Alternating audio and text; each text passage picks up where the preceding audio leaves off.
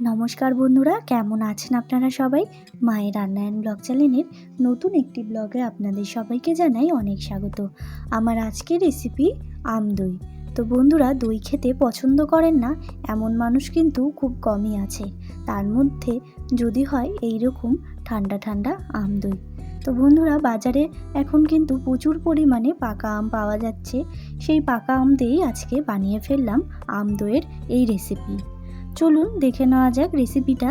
তার আগে আমার চ্যানেল এখনও সাবস্ক্রাইব করা না থাকলে অবশ্যই সাবস্ক্রাইব করে পাশে থাকা বেল আইকনটা ক্লিক করে রাখবেন।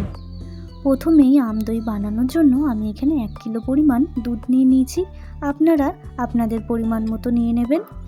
এরপর গ্যাসে আমি একটা কড়াই বসিয়ে তার মধ্যে দিয়ে দিলাম সামান্য পরিমাণ জল, যাতে দুধটা জাল দেওয়ার সময় নিচে লেগে না যায়। এইবার দিয়ে দিতে হবে দুধটাকে দিয়ে আমি ভালো করে ঘন করে জাল দিয়ে নেব। দইয়ের দুধ যত ঘন করে জাল দেওয়া হবে তত কিন্তু দই ভালো হয়। এদিকে দুধটা জাল হতে থাক। এদিকে নিয়ে নিয়েছি আমি একটা আম, পাকা আম নিয়েছি। আমটাকে আমি ভালো করে কেটে নেব। এবার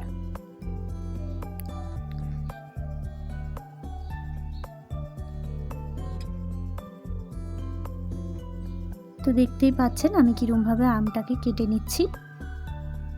আপনারা আপনাদের মতো করে কেটে নেবেন আমগুলো। ঠিক এইরকমভাবে খোসার থেকে সমস্ত আমের পাল্প আমি বের করে নেব।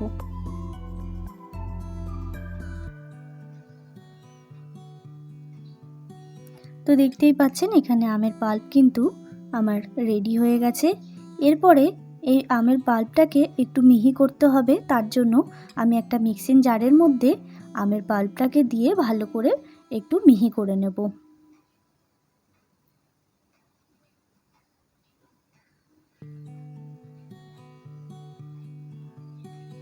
এদিকে দেখুন আমার দুধটাও কিন্তু অনেকটা ভালো করেই বেশ জাল দেওয়া হয়ে গেছে, বেশ ঘন ঘন হয়ে এসছে।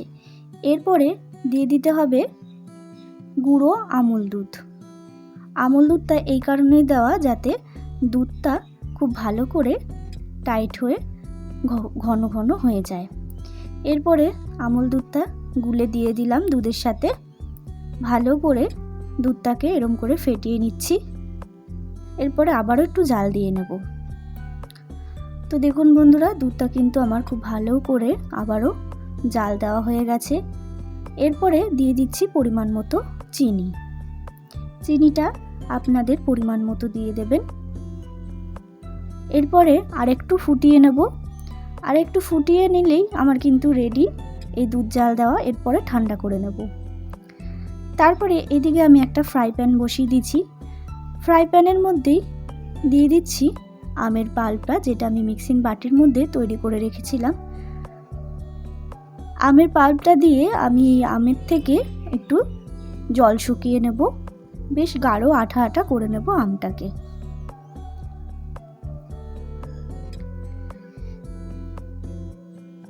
এদিকে দেখুন দুধটা কিন্তু আমার চিনি দেওয়ার পরে ফুটে এসছে। এরপর আমি একটা বাটির মধ্যে ঠান্ডা করে রাখবো। দেখুন এদিকে কিন্তু আমার আমের পাল্পটাও ভালো গাঢ় গাঢ় করে তৈরি করা হয়ে গেছে। এরপরে দিয়ে দিতে হবে 2 চামচ পরিমাণ টক দই।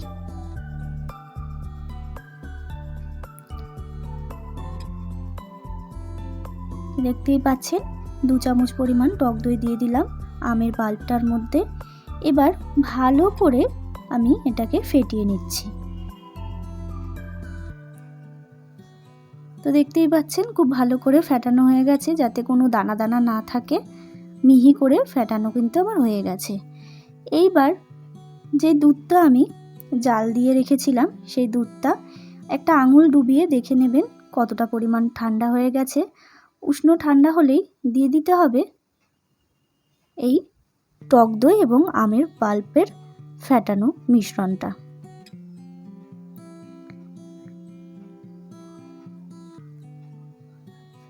দেখুন দেওয়া হয়ে গেছে আমটা। এবার ভালো করে দুধটার সাথে কিন্তু আবারও ফেটিয়ে নেব বেশ কিছুক্ষণ।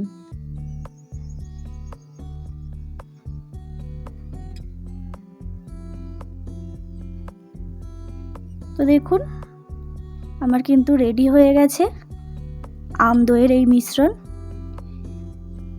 এবার আমি একটা মাটির হাঁড়ি নিয়ে নিয়েছি, আপনারা অন্য পাত্রের মধ্যেও পাততে পারেন। মাটির হাঁড়ির মধ্যে একটু টক দই মাখিয়ে নিচ্ছি।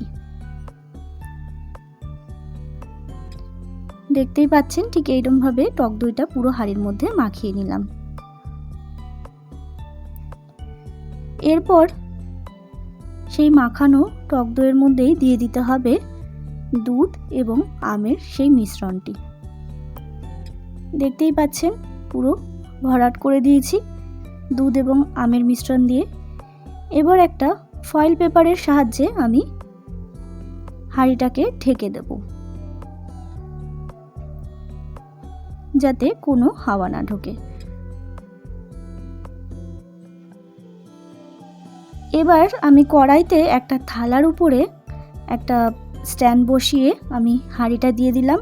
আপনারা কিন্তু চাইলে যে কোনো গরম জায়গাতে একটা চাদর চাপা দিয়েও কিন্তু এই দইটা পাততে পারেন।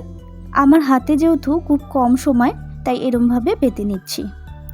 25 মিনিট পর ফিরে আসলাম।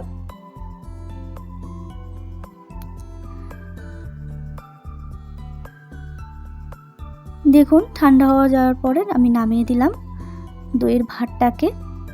এইবার খুলে দেখার পালা। দেখতেই পাচ্ছেন কত সুন্দর কিন্তু আমার দই জমে গেছে। এরপর আমি 2 ঘন্টার জন্য ফ্রিজে রেখে দেব। তো দেখুন বন্ধুরা 2 ঘন্টা পর ফিরে আসলাম। ফ্রিজে রাখার পর ঠিক এই রকম হয়েছে আম দইটা। খুব ভালো করে কিন্তু আমার এই আম দই জমে গেছে। এইবার আপনাদের একটু কেটে দেখিয়ে দিচ্ছি কিভাবে জমেছে। দেখতেই পাচ্ছেন কত সুন্দর কিন্তু আমার আম দই জমে গেছে। এইবার সার্ভ করে দিন এই আম দইয়ের রেসিপি। তো বন্ধুরা কেমন লাগলো ভিডিওটি অবশ্যই কিন্তু কমেন্ট করে জানাবেন।